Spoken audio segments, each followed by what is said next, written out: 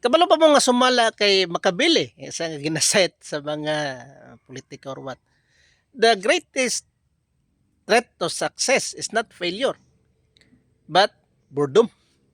Men desired novelty, even to those who are doing well, will wish to change. So, kung ato ning kuan no, itong i-translate sa langtod nga pagkasulti, success, ang threat to sa success dili ang failure kun dili ang budong o maburyong, no?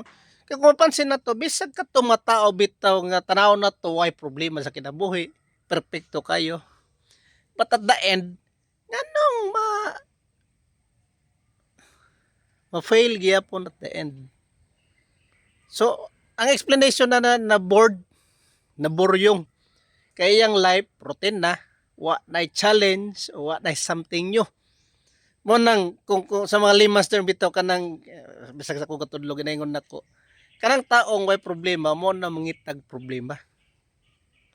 Kaya ano may ang atong brain man was designed for complexity. Naka-design na tong brain nga we want to solve something. Now karon ko routine na kaya tong life.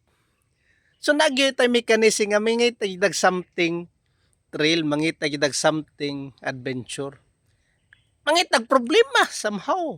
Kung ang adventure ato nato nyo na eh. So diya matrema ng uban, masipyat, imbes nga okay na, nanawa na no sa passing until nga napilyo because ang hinungdan na board. So kung ma-board ka, be careful. Ha? Ayaw pataka. Oh, pangonsulta pod.